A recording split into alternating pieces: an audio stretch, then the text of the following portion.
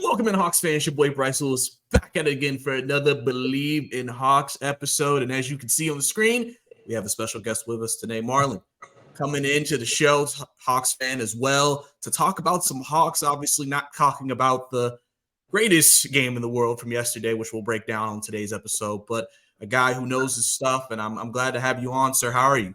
I'm doing good, man. Doing good. It's a good day today. Can't complain.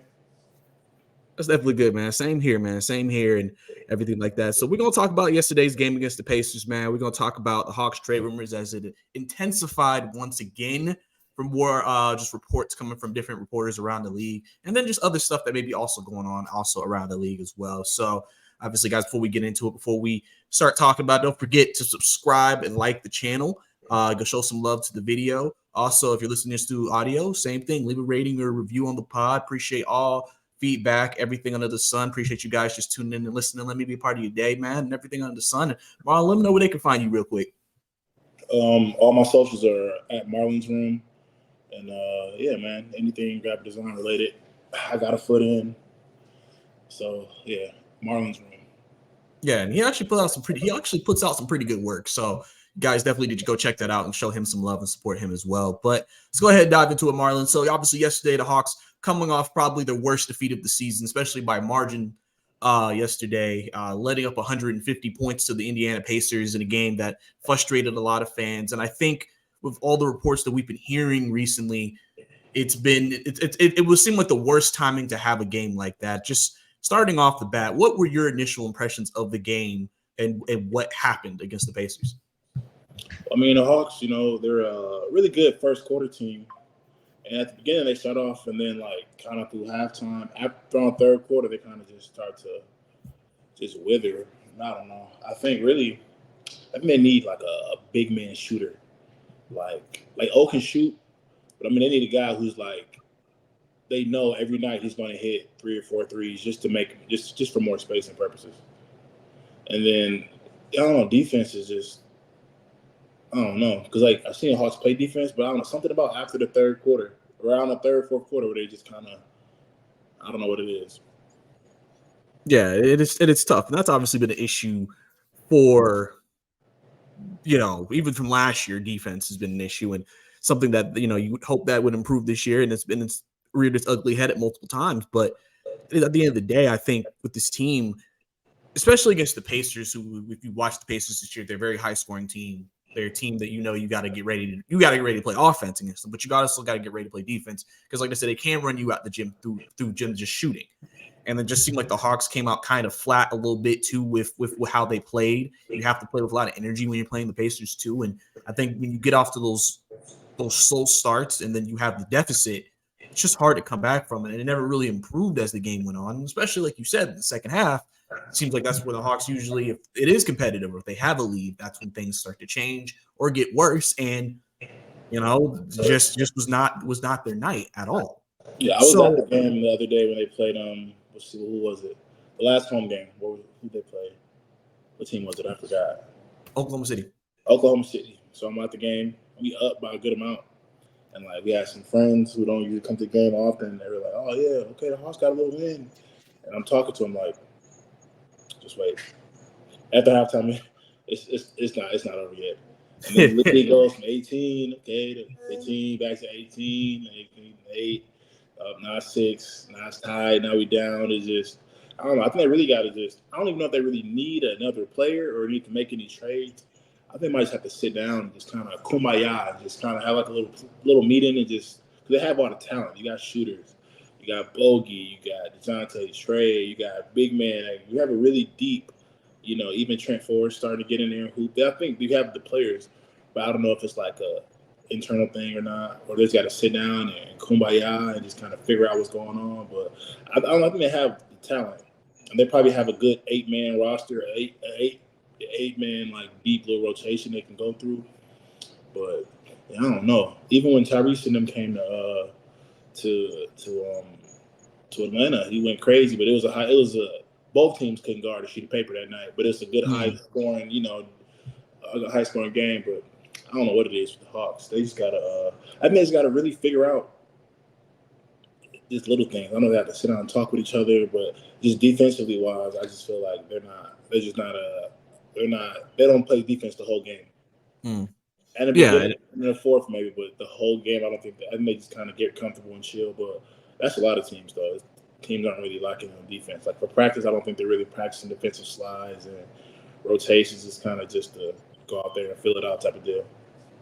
yeah, definitely. I mean, obviously, defense has changed, and obviously, skill of the game has increased, but defense isn't as prominent as it used to be, and everything like that. But I think like you said, in Oklahoma City game, we've seen examples of them having a lead and almost blowing a lead. I mean, I remember I said in the last episode, Bob Bradford on commentary mentioned that in the last previous 8 games, the Hawks had double-digit leads, and they were 4-4 in those games. So they're able to compete against whoever they're playing, but they just with the defensive issues that creates problems where they can't hold on to leads or the game gets closer than you really think it should get. And especially against the Pacers, I think that kind of led the way. But I think also too, I think a lot of people felt like yesterday offense let them down. I mean, DeJounte had 30, but outside of that, the highest score guy was Bogey with 16.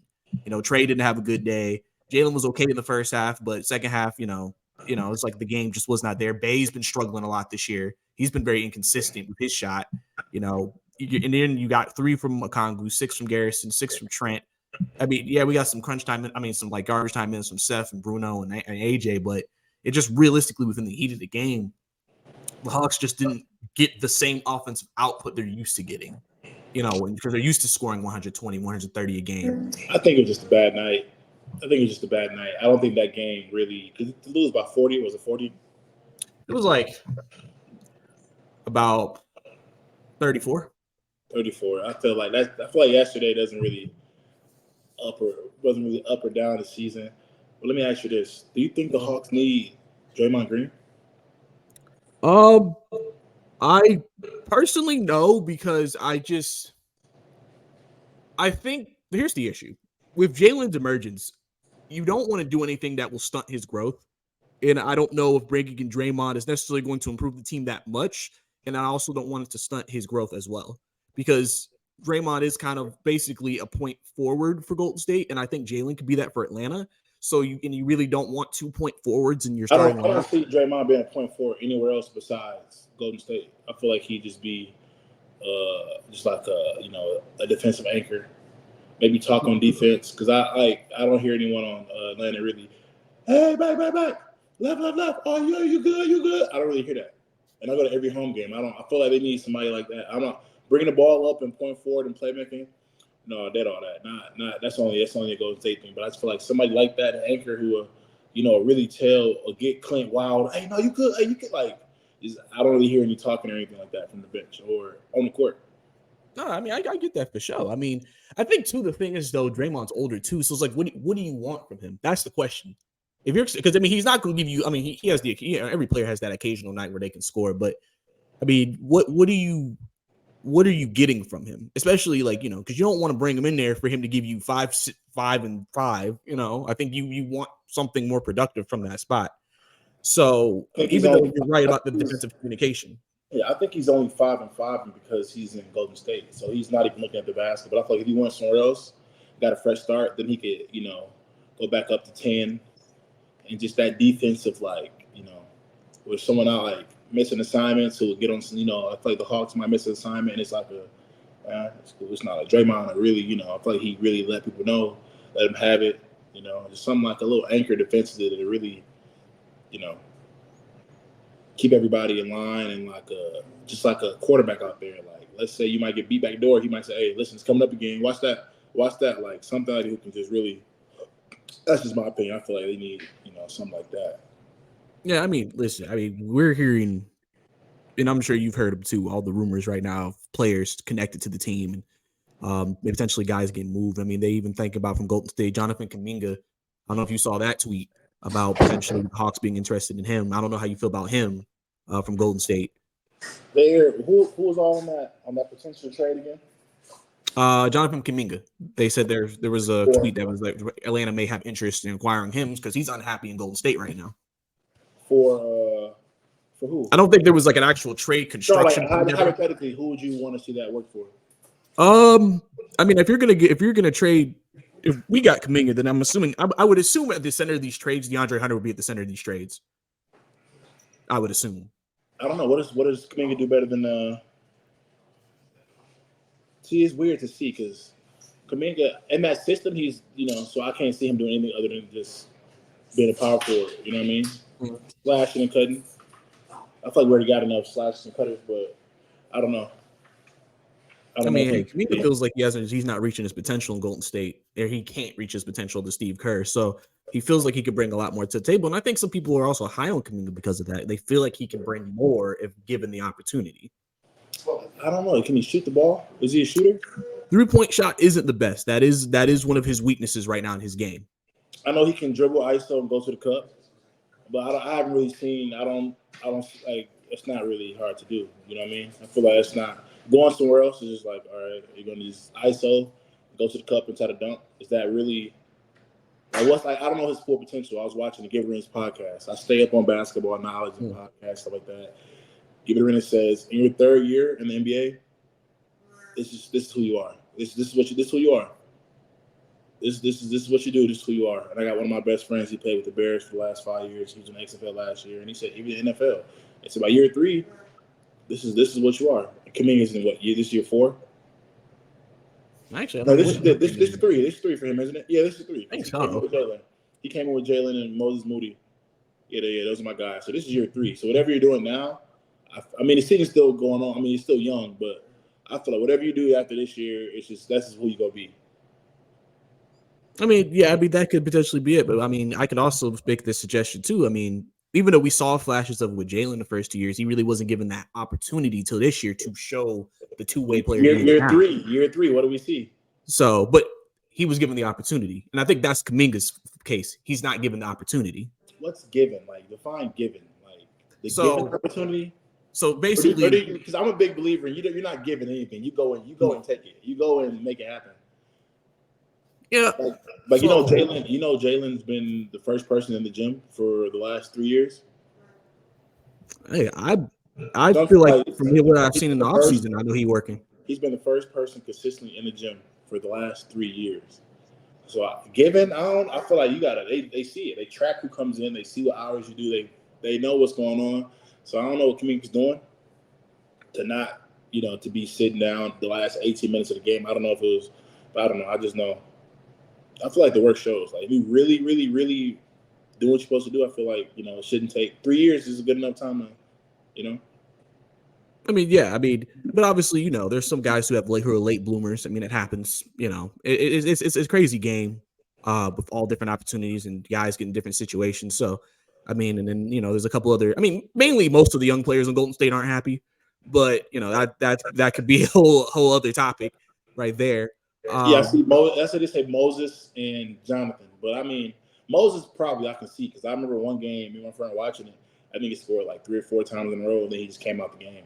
And that's probably one thing. But I don't know. I just feel like if you're in practice, you're really just cooking, like every day cooking. It's like Jordan Poole. He was in the G League.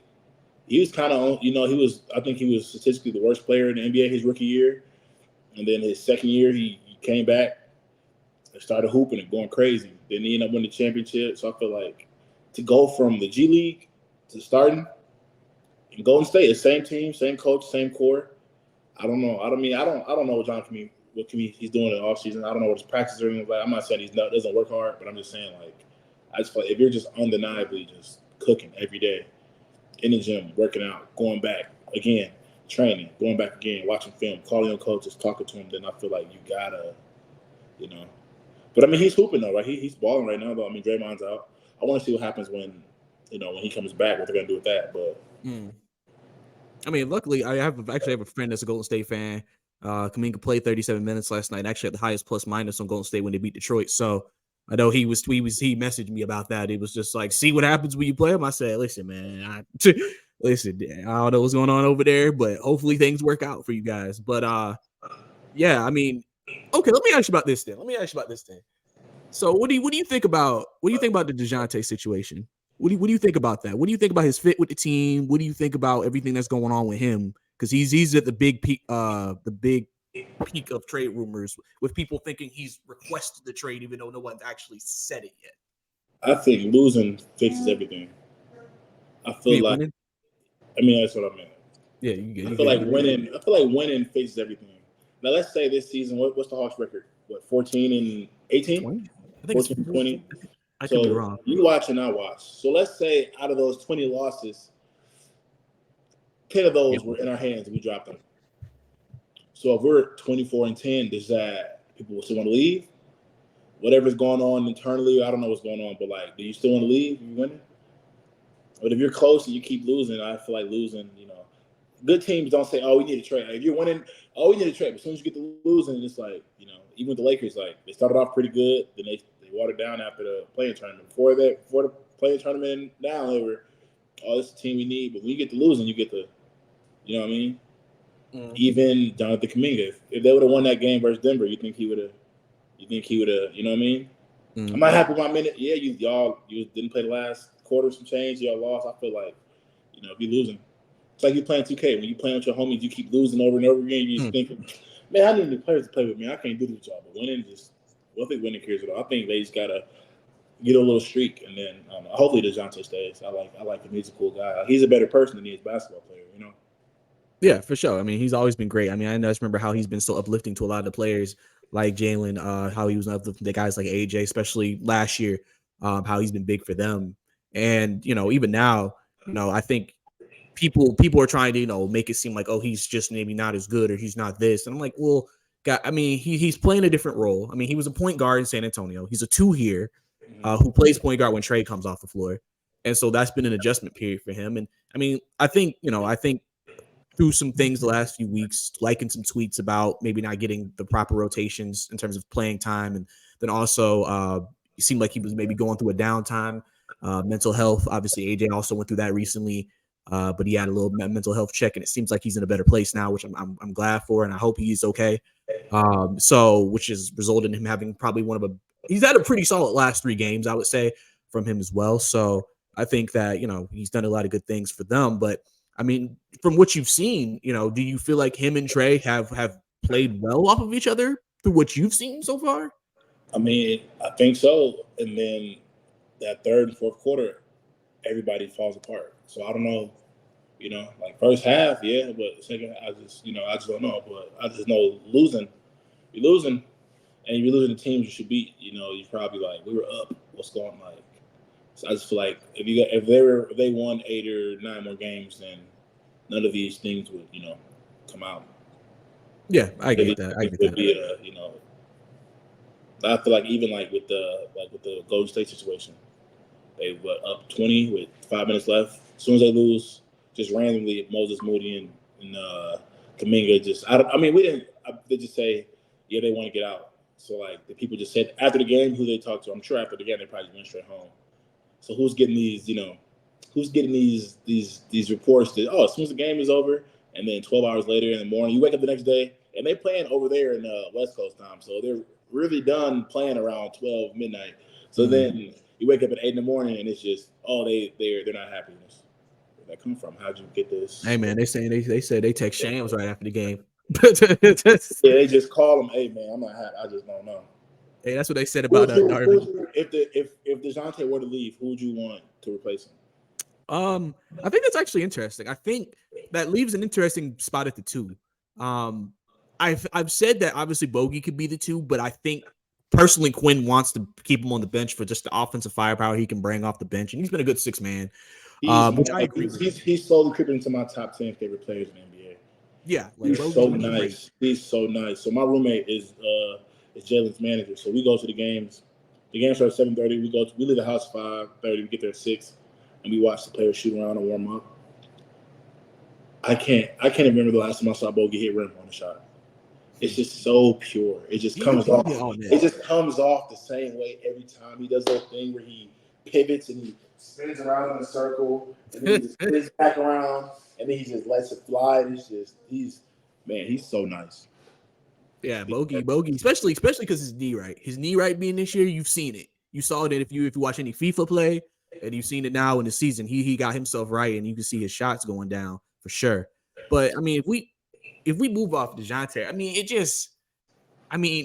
it depends. If we make a trade, are we getting a 2 back? I know people have connected him to the Lakers. Some people are talking about Austin Reeves, maybe. I don't know how you feel about Reeves. You know, do you do it from within? I mean, you have Buffkin, who is supposed to be a combo guard. Do you go with him maybe there? Is AJ potentially back in the fold? I mean, it kind of depends if you want to do it in-house or outside of the house. You know what I'm saying? Yeah, I don't know. It's a weird thing because I don't know who we get back from LA. I just don't know who we get back. D'Angelo Russell is probably my favorite point guard in the NBA. So I don't know if he'd work with. I mean, I'm sure he could play the two. I don't know. But no, what's your Let's let's talk about the game from before when Jalen had 28. What do you feel on that? Like, what are your thoughts on that? When Jalen had On 28, his emergence, because I've been a Hawks fan probably since this year, but like you've probably been down for a while. But like, what's it like to see a person you saw get drafted, didn't get time under Nate, and then get a little more time once Quinn came, and now he's starting and he gets hurt when he's going nuts, and he comes back and he didn't miss a beat. Like, what's it like to see? Because I was a Bucks fan before, so I saw Giannis from start to finish. So what's it like to potentially see a match player just unfold before your eyes? Yeah. I mean, the thing with Jalen is, obviously, I know when he came out of Duke, he had he left season early. Oh, is he committed to the game? Is he committed to the team? Da da da da That da. was the I really worst. wasn't That's what I'm very. talking about. Can I swear here? Huh? Can I swear here? No. I mean, that's fine. I just got to mark it not for kids. It's fine. So that's what I'm. See, that's the stuff I'm talking about. Like these just narratives just come out. They just ran just thrown out the blue. I remember like when Jalen, like his family, it was like, hey, we think it's best if you work on, hey, it was his family making the decision. The coaches and family said, hey, you might as well just go ahead and get ready because we know you don't need college. You know this. But I'm watching these things on TV and these experts and these ex players and these reporters saying, yeah, Jalen's posse has his head messed up, and I'm told this and this, and I'm like, posse? He don't got no posse. He got two dogs. He hang out with brothers, mom and dad. I'm in the fold a little bit, and his best friend, who's his manager. But besides that, he doesn't have a posse of people. He doesn't have a bunch of strangers around him. He doesn't after the game, goes home, eats, we watch more hoop. Late at night, each time I go to the gym and shoot. 9:30, I just got to shoot. I ain't shoot good. I'm just gonna shoot. He's in the gym, like he doesn't have a posse. He doesn't have a group of people. If he goes to the game, he's not. Everyone with him has a purpose. Not like this. All this just my man's. Like everyone either does something. Everyone's a part of a unit. Like his manager. I do his graphic design, but it's just weird to see. Like that's why I gotta. Unless I talk to somebody in person, I just never believe what I see on Twitter because they'll let you think that I doubt like Kaminga says, hey, I don't like everyone don't like. Of course, you don't like your time. You just didn't play the last 18 minutes, And like Jalen, that he just left out of for no reason. He has a posse. I just don't believe in none of the things I see on TV. Yeah, I feel that for sure, man. And I get that for sure, man. Because like I didn't really like take that much into it because I knew he was talented. I said at that time, I think the Hawks got to steal because I know what type of talent he is. It's just a matter of seeing it. And it sucks that under Nate really didn't have a plan for Jalen. I think that was a big issue. And so it was kind of like he didn't, and he was saying he wasn't developing guys and everything like that. And so I was just like, why? Like, especially last year, because I'm like, one of the biggest things the Hawks needed was wing help, and Jalen was a wing who could help the team. And you saw flashes. I seen a podcast. I think it might have been Boogie Cousins. It might have been either Boogie Cousins or Darius Miles. I forgot what podcast it was, but he was saying like when he got to the league, he was on a team and Nate Millen was the head coach, and he was like, "Yeah, man, I just couldn't be myself. I couldn't do nothing really." And then I forgot what team it was, but he said after Nate left, they brought in Quinn Snyder, and he said from there my career just took off and I got to flourish. I'm sure you did the research to figure out what team they did this pattern before, but I forgot what player it was. But I was watching, I was like, dang, that's crazy how other players who played 10, 15 years ago, they going through the same thing. I'm not knocking that, but it's crazy to see another talented player. I forgot who it was, but it was like a household name. I forgot who it was, but he was a really good player. So I'm thinking, wow, that's crazy how some coaches can really, hinder a player. Yeah.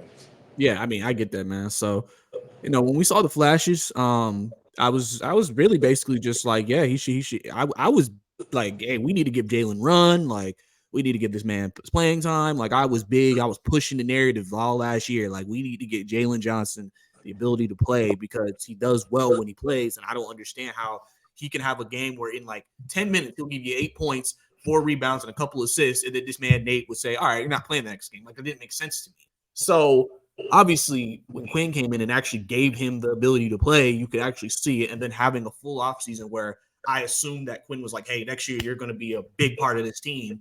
And No, now see, I saw a video on YouTube. It was after the game, and Quinn was like, "Oh no, it was a practice." He said, "Yeah, I like Jalen when he gets the ball and just pushes it, and like just pushes." And I'm because he just can like, pass. He's a really good passer. He has great vision. yeah. Me, really, what brings me the most joy is when he get the ball off the rebound, push that bitch down the court, and then dunk it. I just lose my mind because on 2K, that's what I do a lot. So when he do that, mhm.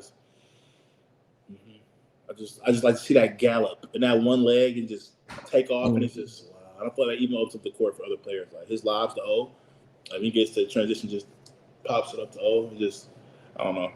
Is there a world where we let go of Trey? Do you see that? Voluntarily, no. I think the plan should be moving forward is you build around Trey and you build around Jalen. You have you guard, you have you elite wing, and then you kind of just play pieces around it that fit both of their play styles that can help them maximize, but also maximize the talent that you bring around them for both of them. Because I mean, I just feel like realistically, they both. I just feel like there's no reason to move Trey. I just don't. I mean, like he's been the face of this franchise. The city has embraced him. He's embraced the city. I mean, he's done great things. We all remember the 2021 Eastern Conference Finals run, how pivotal he was in that. Do you remember that? Huh? Are you guys still hold on to that? I mean, How long until that? Like until you? Okay, let's say he never gets back to that. How long do the Hawks? I'm not necessarily holding on to it. I'm just sometimes you break it up just because it's one of those things where it's like this is what something he has did, so if we can get back to here, it's like almost like a pedestal way where it's like, all right, if we can do this, we'll be good to go. Because I mean, even in December, he had one of the best months of December for a player in NBA history. No, he was dropping 30 and 15 every night. Yeah, no, for sure, definitely. So I mean, he didn't have a good game last night. I mean, I'm first person to say, yeah, Trey didn't play well last night, but a lot of people did it. So I mean, all we gotta do is bounce back from it. That's all you really can do. You just gotta bounce back from it. It's a long season, 82 games. So if you're a GM, how long until you break the Hawks up? Because I think that's why Bob Myers left out of Golden State, because he can see that, you know, all right, we gotta like. I feel like he thinks, all right, Clay's not the same. We gotta get rid of him. We might have to get rid of Draymond, but that probably ruffled some feathers, so he just stepped down.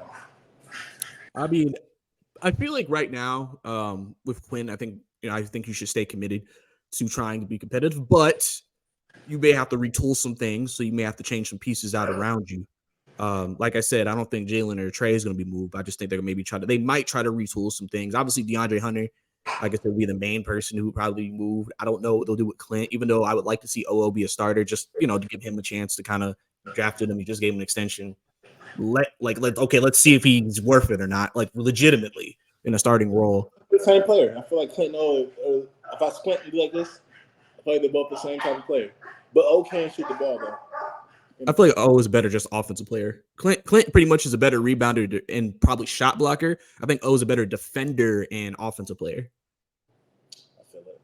So it kind of gives you two different things. And then after that, you move your backup center. If that's going to be Bruno, who can also shoot, or you bring someone else in through trade hypothetically and stuff like that. I mean, we got to see how all that kind of works out. I mean, I've even seen people try to connect us to Miles Bridges. I don't know how you feel about him, but I mean, I separate the off court with the. I separate that. Watching basketball. People do what they do, which is really crazy. Speaking of off court, when I was at the game with Thunder, the hate Josh Giddey gets is so crazy. Oh yeah, I heard the crowd. They're booing him every time he got the ball. I'm thinking, did he know? He probably didn't know. He was 19. He wasn't supposed to be in the club either, and they just hate him so much. I don't think he's ever gonna be able to live that down. And I think the trade deadline is gonna get rid of him. Oh, I mean, I don't know. Thunder's in a good spot right now, so I don't know if they're gonna do that. I don't know, because I don't know. He can't really shoot the ball well, and like he's a rebounding passer. Do you really need a rebounding passer? Do you really need to pay a guy? What do you do? I rebound and pass well. I don't think you need to. I don't think you need that. Like, is this Giddey's third year? 2? I think it might be his third. Okay. Yeah, I think he picked before Jalen. Yeah. Yeah. So I don't think. Do you need a guy? Hey, what do you do? Oh, I pass and rebound really well. Pay me a bunch of money. I don't think they're gonna. I mean, they might offer him like the lowest. Like here's the minimum or something low, but I don't know. Do you keep that? And then that other thing going on. Do you? It's like a mixture. If you're really nice, they'll I'm still on the road. Like Miles Bridges, he did. Hey, it's like do you keep him? I don't know talent. Ja Morant, do you keep? If like you keep him, if they're but yeah, Giddy can't shoot, can just pass and rebound. I don't know. Like if me and you go to the park, we're trying to pick somebody up to go play with us. We're a lifetime. Who you got? Oh, what do you do? He can pass and rebound. He gonna be. I don't know what I'm gonna do with that. I'm dead. Nah, Giddy's had his moments though. He's had his moments though. I just think Oklahoma. You know how Oklahoma City is, bro. They're like a family over there, bro. They keep everybody together. They keep the core together. He's technically considered a part of the core. So I feel like, especially with them finally having success for the first time in years, I feel like you as most GMs would, they're just going to see how the season plays out. And then if they need to make changes, they'll make changes. Because I feel like when you have these super young teams like they do, you're not at that point maybe where veteran teams are, where they're like, all right, let's see if we can mix and match a guy here. Oklahoma City's like the young team that's emerging. And so I think usually, especially with Sam Presti, what he did before, he'll play it out and then see what he needs to do from there. So if the playoffs started today, who do you want first? Who do you want to see the Hawks play? The playoffs start today. Who do you want? Are you talking about like in terms of the top 4 seeds in the East, or no, let's say we make the playoffs, not play in. Who do you want to see the Hawks play first round? I mean, the way they play him, man, I don't know. I guess if we could get the Knicks, I guess it just. And I feel like they're turning around. I don't know if they're gonna make. I feel like they're gonna turn around because it's not. I don't know. I feel like they're always in it and they end up losing. I feel like to me that's a good team. Like if you're getting every day, you just know you're gonna win. Like with the Hawks, you don't know. It's not just I'm about to win. I just know I'm gonna win. Like I don't know, and they don't lose too many times. They're like the Pistons. I kind of want. I don't know who I want first round. I really want the best team possible to get it out the way. I mean, that's technically Boston right now. So, and they got better from last year. I don't think Boston's better than Milwaukee, even though the record doesn't show it. And I just feel like every year Boston got past Milwaukee, Giannis was hurt. So even with Kristaps Porzingis and I guess the All-Star push for Derek White, you still like Andrew Holiday. You still don't feel, huh? Kristaps, what is he done? I mean, hey, listen, he was the first unicorn apparently. So, hey. I remember Boston had a big wall. They had Al Horford and Robert Williams. They had Robert Williams. Now, Robert Williams used to get hurt a lot, though. Listen. Robert Williams wears the same LeBrons every game, right? He wears the same all season. Listen. Let me let him play. He wears the same LeBrons every season. I mean, every game. Knee pads, elbow pads, double sleeves, T-shirt, neck tattoo, dark skin with dreads. Okay. Him now. You got him down there. He's there literally just to play defense and lock up at a high level, lob threat. You got Al Horford down there. Cool. Marcus Smart. You got to build a wall. They had you had a wall. If you take it now, he's out of there. He's gone. And there's Porzingis down there. That wall doesn't seem too sturdy. I mean, hey, and Robert Williams, he's not there to score, so he can just all his energy, defense, Giannis, push, wall, hands up, contest. Porzingis, if he's really down there battling with Giannis, taking Giannis on full speed, does he want to shoot the ball? Is his shot a little flat? Does this shot fall a little flat? First game, cool, but after 3-4 games, is he? Oh, I don't want to. I'm too tired. I can't shoot this ball. I'm not really conditioned. You know what I mean? It just looks a lot differently. Yeah, I mean that wall. Tatum cancel each other out. Brown, they're gonna do what they're gonna do, but I just. But I would love to. Huh? Drew Holiday. Now we just let the guy the Bucks just let go for scoring 10 points. Scoring 6. You scoring 6? You scoring 6? The guy Jimmy Butler scored 100 points on. The guy Jimmy scored 100 on in 2 games. Hey man. Yeah. Hey, listen. If Drew Holiday scores 25 and beats us in the playoffs, then I just don't see that happening. Behind Jaylen Brown and Jason Tate, I don't know. And Porzingis, he's a 4th option over there. He was 3rd over here. Yeah. I don't know if he dropped the option to score more. I don't know. I just don't. I don't know. Who's the? Go ahead, Derek White. No, he's a baller. He's definitely a baller, but I haven't seen him in his resume. What does Shaq say? he doesn't have G14 classification. When it comes to the playoffs, I've never seen him do anything in the playoffs. Like, I just got to see it. I'm not saying he can't, but I just got to see it. Do you really have that in you? You know, like Trae Young, I've seen him in the playoffs. I've seen him go bucket for bucket. Where's Chris Middleton? Come down, but I've seen it. Mm-hmm. You know, Giannis, I've seen it. Even Dame, he had never won, but I've seen him clutch up. I've seen him send teams home when the moment gets, when it's up here, when it's, you know, I don't know if Derek White's going to fold. I don't know if he's going to just, you know, even Drew Holiday. I've seen him at the highest, but I've also seen him fold. After that championship in Milwaukee, I haven't really seen him, you know, do anything too crazy. But I do believe, you know, he's going to be a good player for the Celtics, which is a great pickup, especially after losing Marcus Smart. Who's your favorite? Can I get your top 5 favorite players in the NBA right now? Right now? Mm-hmm. They don't have to be like the best, but just like 5 players you just love to watch. It doesn't even have to be household names. It could be a friend of a friend, or I saw him play. Is somebody 5 players you just really. All right, so probably honestly for this year, probably Jalen and Trae, and then I really enjoy watching Shea. Believe it or not, I believe SGA. I like watching SGA. No, he's so smooth. He's just so smooth. I let's see who else. Yeah, 8 points in the third quarter. Ended the game with 32, I think. He gets to the stumped midi, slows down, and just finger rolls. I've always liked watching Kyrie play. He just, you know how he is with the basketball in his hands. It's like a maestro out there for sure. And then I'd probably maybe say PG-13, Paul George. Oh, okay. You know, I would like to say like certified hoopers, like in terms of enjoyment of playing. Like, all right, yeah. I mean, that's why a lot of the guys model their game after PG, because they know his game is one of the smoothest. No, I do see him. Yeah, he's 6'8", 6'9" Kyrie. I'm looking. Yeah, he does pretty. So, now, with any of those players, can you see any of those players out of that 5 besides Jalen and Trae? Could you see any of those coming here? Is there a world where Paul George, he's like LA just doesn't? I don't think so, but just, you know, just for content purposes, can you see that? I mean, not necessarily just because. Would you give up Trae for Paul George? No. Would you give up Trae for Shea? You paused. That's all I needed. That's all I needed. Pause. Come on, Shea and Jay. All right, you paused. I'm dead. No, I mean, the thing is, you thought about it. If you just thought about it, that means yes. I'm dead. He said, "If you thought about it, means yes."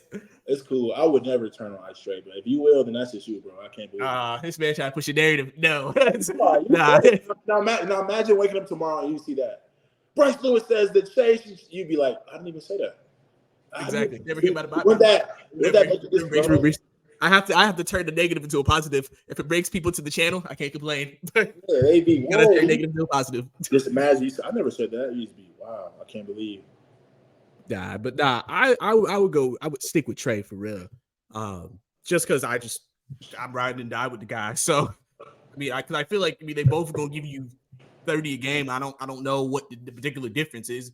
At least with Trae, I know I'm getting elite playmaking as well. Yeah, honestly, I don't think the Hawks need to move anybody. Honestly, I think what happened is they had a soon-to-be max player get hurt for a month, so they were missing a lot of production. So if you lose one of your starters, you know, any team, you lose one of your starters for a month, you're probably not going to have a good, you know, you're going to. So now when you're losing, now you're like, man, I'm tired of losing, But the thing is, other teams have lost guys and they're still winning. So they're like, why is the Hawks unable to do that? Cleveland lost 3-4 guys and they're still winning. Chicago lost 2 of their starters and they're starting to win some more games recently. So I've always said depth is an issue. The Hawks used to be able to go 10 deep. They can't now. What's Cleveland's record? I don't know. Let me check.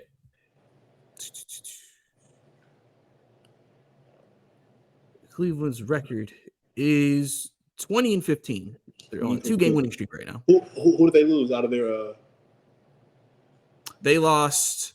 I think Garland's out for about a month. Okay. Offensive only player. Who else? And then it wasn't Mobley, was it? It was Mobley. They also lost Mobley, I think. Okay. They lost Mobley for a bit. Well, they have Jared Allen, so that's kind of the same. I mean, okay. They lost the shooter too. I can't remember. I think Chris LeVert just got back recently. But yeah, they had a couple of injuries that that was affecting them.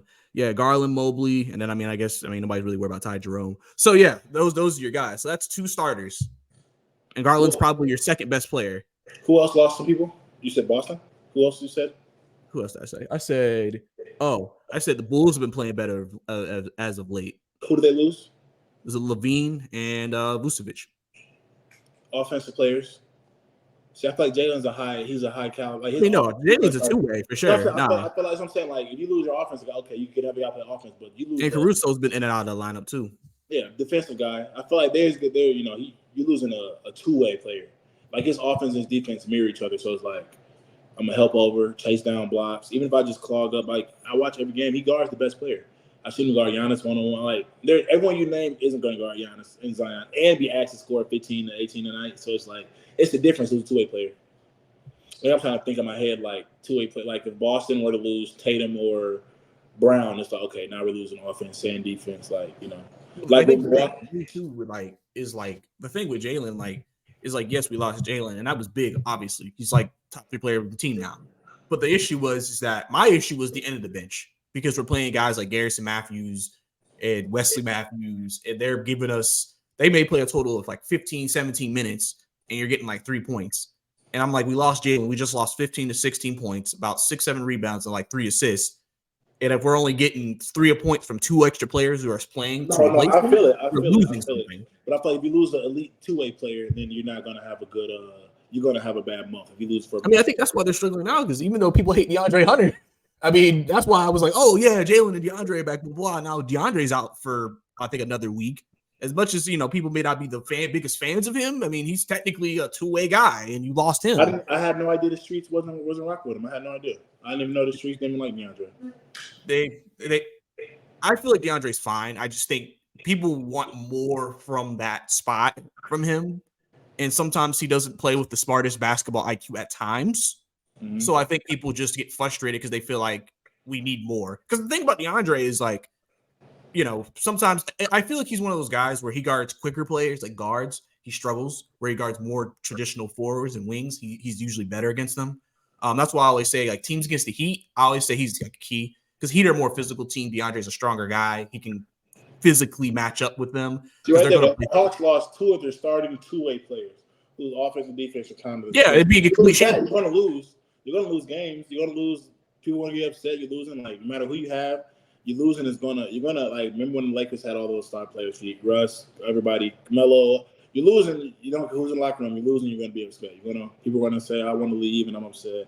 I just feel like if they win 8 more games that they should have won, that they were comfortably up and really should have won. Like the other day when they were up versus Thunder, people were leaving the arena with like 5 minutes left. They were leaving, and they almost ended up losing the game. They had to come into a last-second shot where the guy missed it and then go to overtime. But like, I feel like if you win those games, then it's all love. Yeah, listen. I believe in winning carries it all too, man. But like right now, I think front office is probably feeling pressure to do something, because got to figure out how we're gonna get this team back on track and how we can start winning games. At the end of the day, because you gotta. At the end of the day, this is a win result. This is a results league, and if you don't have the result, that can lead to changes, and that's something that we have to face and kind of be ready to adjust and get ready for. So I think overall, you just gotta look. That's why you hear the trade rumors and you look at the things that are out there right now, and obviously we won't know what happens until something actually happens. So, and then we'll know how stuff came together. Because I always say this about a lot of reporters. A lot of these reporters leak information, but a lot of these reporters know more than what they tell us. That's why when something happens, then they can give us this long paragraph about what all led to this. But this is stuff you ain't hear before it. Because as a reporter, you're not going to give everything away for no reason. You're just going to wait till something happens. I feel like if you don't put a name on it, you can't. I just don't believe it. If you don't put a name on it, you can't. Yeah. So I've seen it so much. Like the ratio of cap to truth is probably like 80-20. I just feel like you can say whatever and I don't know. Unless you hear someone, like I doubt Moses Moody, because I talked to him too. He doesn't talk to a lot of people. He's like Jalen. Go work, go home, eat, chill with the family. Like very family. They're not just talking to random people. People they talk to are like he talked to his brother mostly. His brother is with him all the time. His relative. So I just feel like they just throw it out there. And like if a player were to comment, "Oh, I didn't say that," then it just blows up. So I just feel like you're kind I of mean, you had players say that whatever too. you want. You kind of say whatever you want. Yeah, you've had players kind of sometimes quote and be like, "Yeah, I'm the source." Like what? Like I never. I mean, we've seen the arguments like Stephen A. gotten in trouble a couple times. Players like, I never said that. He's like, well, I talked to people from your camp, and he's like, who told you in my camp? So I just feel like we was lying, like when, So I definitely did that for sure. But I mean, we have Hawks have Orlando coming up next. How are you feeling about that game against Orlando, who has been a surprise team so far this year for people? I feel like they're a good team. They don't really have a lot of outside. I don't know if they're doing. They have so many good point guards and shooting guards. So I think that's the team that's going to probably trade a bunch of people because they have like 5 point guards that all do the same thing, can all dribble, shoot, attack the cup. Like Gary Harris, Jalen Suggs, Markel Fultz, Cole Anthony. They have so many players that literally you just go and watch them play. They're the same guys. So I don't know if they're going to move some stuff around. I don't know if we take somebody like that. I don't know if we need somebody like that. I don't know, but. You like Paolo? Yeah, but he's just like Jalen's brother. Like that's what Jalen would be if he got if Quinn was there from the beginning. He'd be 20 and 10 guy every night. Super comfortable. Super just green light, shoot whatever I want. No, like you might have a game where you go 2 for 10 and it's all right, do it again. I feel like that's kind of so I feel like they both went to Duke, both were number 1. So I look for Jalen to have I'm gonna take the over on 25 points. Over, okay. I mean, hey, he's been having some. He had strong 3 games. I'm gonna take the over on him and Paolo. Okay.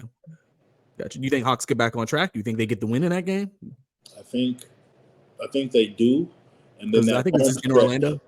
I think that home stretch they have this month, they have 6 home games this month.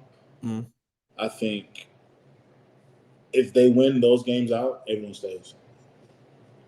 I think DeJounte stays if they win because they're going to feel good. Kumbaya, they're probably going to hang. I feel like if that stretch right there determines who's leaving because you're at home, crowd behind you, your family behind you. I feel like if you win those games, then that, I don't know if he's going to stay forever, but this season, if that looks good, that home stretch is good, I feel like that kind of they go on a little streak where they win 10 out of 15. 10 out of 12, and they build momentum, and I feel like that right there is going to be a huge determining factor. Yeah, I get that for sure. Yeah, I'm kind of hoping for the same thing, just hoping to get back on track. Everybody just gets back on the ship and play as well, and then they get like a strong defensive performance because that's where Orlando's been really holding their hat on is their defense because they have a lot of guys who are long and just kind of be able to defend multiple positions and switch. So. If they can find success like they did in Mexico City, I think that could bode well for the team and everything like that. But I think that's all the time we got here on the podcast, sir. I appreciate you coming on, man. Let them know one more time where they can find you, Marlon. All my social medias are at Marlon's Room, and man, thanks for having me. I look forward to seeing what they play tonight, don't they? No, I think it's tomorrow they play last night. Yeah, I think it's Sunday is when we play again. So yeah, Sunday 6:00 game. Yeah, I see. I see Paolo. I see Jalen just dominating Paolo.